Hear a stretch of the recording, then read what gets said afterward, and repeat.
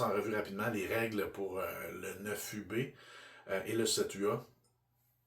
Donc d'abord, je ne vais pas parcourir tous les règlements. Vous allez avoir accès dans une formation, dans la formation, dans les capsules d'information, d'avoir toute l'information.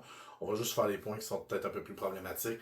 Donc, premièrement, pour ce qui est des positions défensives, seulement 6 joueurs en défensive, mais on est tenté des fois d'en mettre un 7e, un 8e, mais c'est important qu'on les laisse sur le banc. On peut les occuper par contre, on peut leur faire une petite drill sur le côté, au champ extérieur. On peut leur donner un rôle d'aider les joueurs défensifs à se positionner, etc. On peut leur donner un petit rôle comme ça, c'est intéressant. Donc, mais pour la position défensive, vous avez 3 options grosso modo. Changement cette année, on ne peut pas changer pendant la manche. Donc, l'année dernière, on pouvait, disons, un gros frappeur, on pouvait prendre un des lanceurs, l'amener au champ, on ne pourra pas le faire. On doit choisir notre alignement dès le début de la manche, on doit la conserver au complet. Vous allez comprendre un petit peu plus tard pourquoi. Donc, en bref, les 3 possibilités, j'ai soit le choix d'avoir 2 lanceurs et aucun voltigeur. Dans tous les cas, je dois avoir un premier but, un deuxième but, un arrêt court et un troisième but. Donc, 4 joueurs devant-champ. Je peux avoir 2 lanceurs, aucun voltigeur, un lanceur, un voltigeur, ou aucun lanceur, 2 voltigeurs. Donc, en bref, si jamais la plus recommandée, si on veut, c'est d'avoir un lanceur puis un voltigeur. Puis on peut déplacer notre lanceur de lanceur 1 à lanceur 3 d'un côté ou de l'autre côté de la catapulte. Mais d'avoir 2 lanceurs, si vous allez utiliser cette stratégie-là, si jamais vous avez une équipe adverse frappe pas fort, si jamais ça frappe plus fort, vous pourriez aller à deux champs à ce moment-là. Donc, encore une fois, on ne pourra pas changer pendant la manche. Pour ce qui est des joueurs à la position de lanceur, bien sûr, il va devoir porter un casque. Et aussi, la façon que ça fonctionne, c'est qu'il doit avoir le pied dans le cercle qui va être fait autour de la catapulte. Ce cercle-là va varier en grandeur d'une ville à l'autre, d'un terrain à l'autre. Si jamais il n'y en a pas, vous pouvez le faire avec votre pied puis le refaire une fois de temps en temps. S'il y a quelqu'un de la ville, vous pouvez lui demander de le faire aussi. Donc à ce moment-là, le lanceur doit avoir son pied dans ce cercle-là, un pied dans le cercle, un pied à l'extérieur. Puis une fois que la balle est frappée, il a le droit de rentrer à l'intérieur du cercle pour aller chercher la balle. Si jamais il va trop près de la catapulte, vous pouvez simplement mettre votre main comme l'opérateur de la catapulte pour éviter qu'il vienne en contact avec la catapulte. Mais de façon générale, ils s'en approchent pas trop, ils savent où est-ce qu'ils sont. Donc, pour le lanceur, voilà. Défensivement, vous allez toujours avoir droit d'avoir deux entraîneurs en défensive. On demande à ces 2 entraîneurs-là d'être derrière l'avant-champ et derrière les champs. Donc, les champs ne seront pas très loin à ce niveau-là. Donc, on va être à peu près au niveau des champs, un petit peu en arrière d'eux. Puis, bien sûr, on touche à aucune balle, on n'intervient pas dans le match d'aucune façon, bien entendu. Pour les jeux au match, c'est une particularité de la région de Québec. Donc, si vous allez dans un tournoi provincial, outre que celui de Optiatome est un tournoi régional qui va utiliser nos règles. Mais les autres tournois, là, à ce moment-là, vous avez le droit de faire des jeux au marbre au niveau 9UB.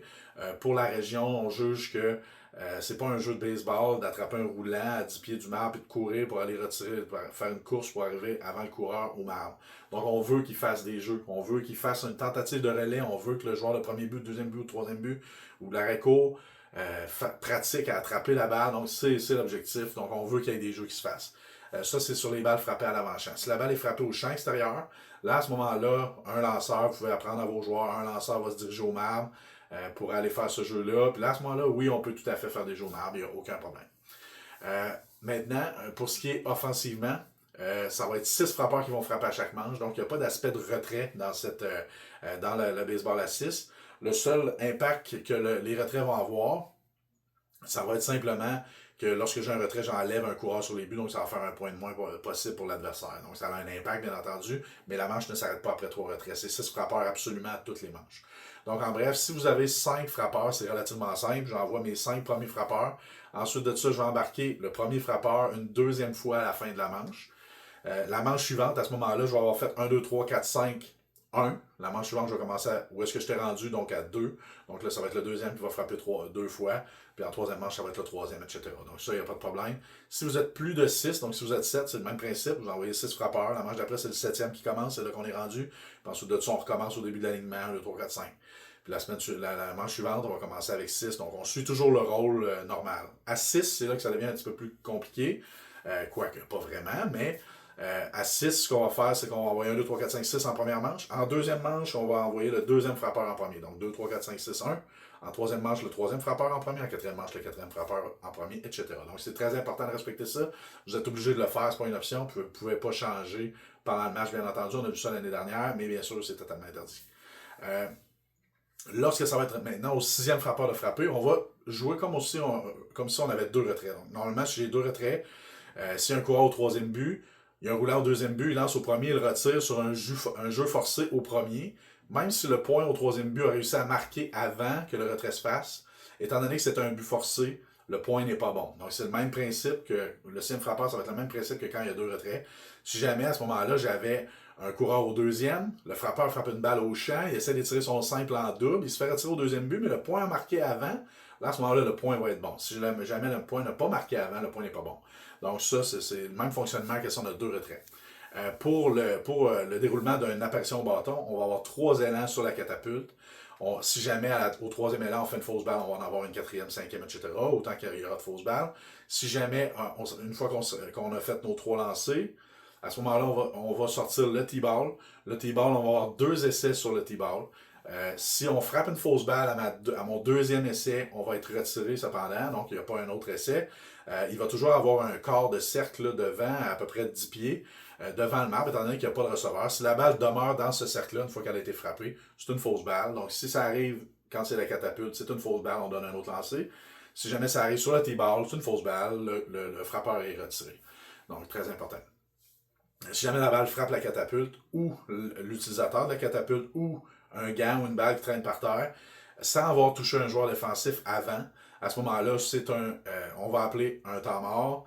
Ça va être, la balle va être morte, on envoie le frappeur au premier but et les coureurs vont avancer seulement s'ils sont forcés. Donc, si jamais j'ai un coureur au premier, lui, il va devoir s'en aller au deuxième. Si jamais j'avais pas de coureur au premier, j'en ai un au deuxième, celui du deuxième va rester là. Donc, très important, il avance seulement s'ils sont forcés. Maintenant, pour l'avance des coureurs, ça c'est le nerf de la guerre, c'est là que le gros des chicanes.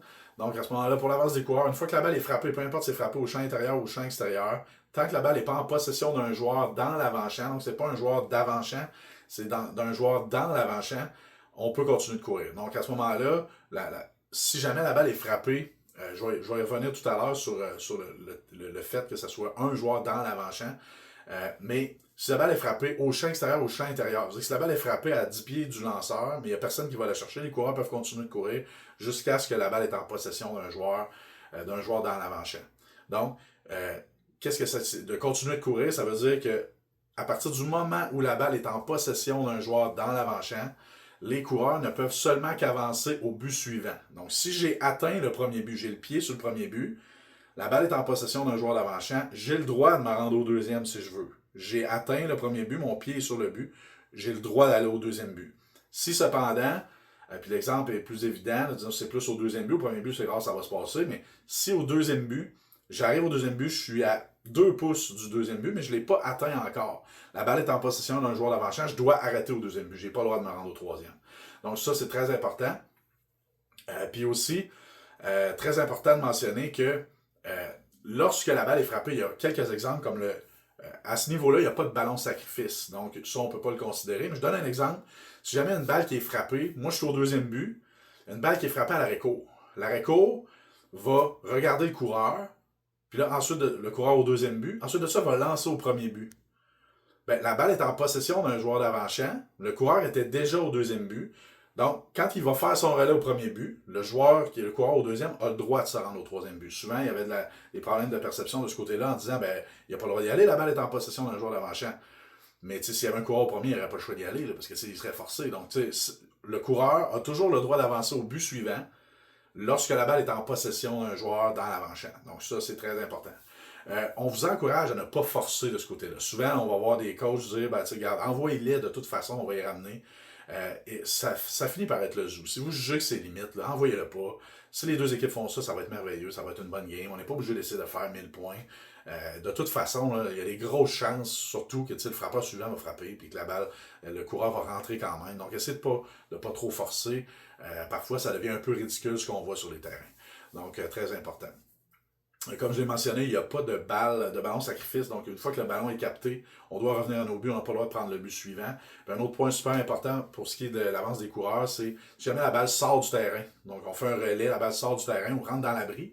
Normalement, on va donner un but supplémentaire. Au 9 UB, il n'y a rien de ça. Donc, si la balle rentre dans l'abri ou sort des limites du terrain, ça ne change absolument rien. Il n'y a pas d'impact là-dessus.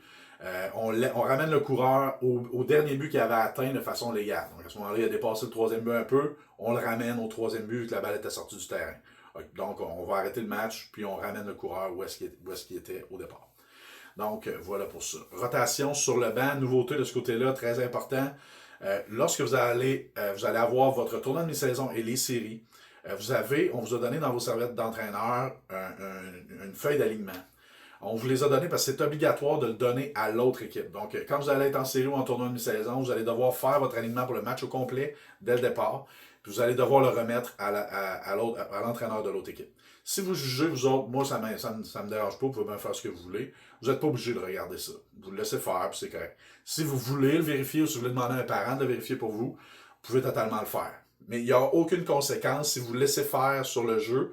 Ça va servir absolument à rien d'écrire à la Ligue après pour dire ils ont été à l'encontre de tout ça, ça ne change absolument rien. Il va falloir le mentionner sur le champ. C'est-à-dire que si le jeune qui est exposé, le numéro 26, il est supposé être à l'arrêt-court, ben, il faut qu'il soit à l'arrêt-court. S'il n'y est pas, ben, à ce moment-là, il va falloir demander à l'entraîneur, ben, peux-tu mettre le numéro 26 à l'arrêt-court, s'il te plaît?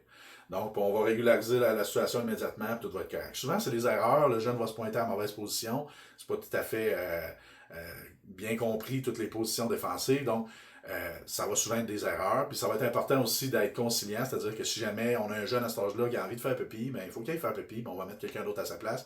On va juste aviser l'autre équipe pour dire, ben, mon joueur qui était supposé être au premier but est parti faire pipi, c'est tel numéro qui le remplace. Donc, puis ça va être possible de faire le changement. Maintenant, ce qui va être très important dans cette situation-là, non seulement vous devez le mettre, votre alignement, mais ça va être super important. Deux choses qui vont être très importantes. De un, ça prend une rotation de position à chaque manche. Donc, il n'y a pas question que quelqu'un reste 2 manches de suite à la même position. Est-ce que vous êtes obligé de faire une rotation complète et totale de toutes les positions? La réponse, c'est pas nécessairement. Si vous avez un jeune qui a beaucoup de difficulté à attraper la balle, vous n'êtes pas obligé de le mettre au premier but. C'est probablement plus dangereux pour lui qu'autre chose. Donc, on fait une rotation. À chaque manche, on doit faire un changement. Un joueur pourrait revenir à la même position une deuxième fois dans le match, mais on essaye juste d'éviter que ce soit juste les deux mêmes joueurs qui vont au premier but une manche après l'autre en alternance. Il faut qu'on ait une certaine rotation. Il faut être intelligent. L'objectif, c'est que les jeunes s'améliorent. Donc, il faut être intelligent de ce côté-là. Et une autre chose, celle-là est absolument pas négociable, c'est qu'un joueur qui va jouer sur le banc ne pourra pas retourner sur le banc jusqu'à ce que tous les autres joueurs soient allés sur le banc. Puis je mets une exception à ça. Si quelqu'un fait quelque chose de grave, insulter un arbitre, insulter un de ses coéquipiers, lancer son bâton sur quelqu'un, lancer son casque sur quelqu'un, quelque chose de comportement qui est agressif, là, à ce moment-là, on pourrait faire une exception puis mettre le joueur 2 fois sur le banc. Mais c'est la seule exception à ça. Pas parce qu'il a fait une erreur. Si on l'a vu aussi l'année passée, le joueur fait une erreur, on le bench. On est dans le 9 UB. Là. Les erreurs, c'est ce qu'on s'attend. Quand le jeu se fait, on est content. Donc, c'est très important. Il ne faut pas que ce genre de choses-là arrive sur nos terrains. Pour ce qui est des décisions d'arbitre, il n'y aura pas d'arbitre ou très peu dans toute la saison régulière. Techniquement, on va s'arranger pour qu'il y en ait pour le tournoi de mi-saison et pour les séries éliminatoires. C'est pas 100% certain. On a un manque d'arbitres dans la région, mais c'est une possibilité que ce soit là.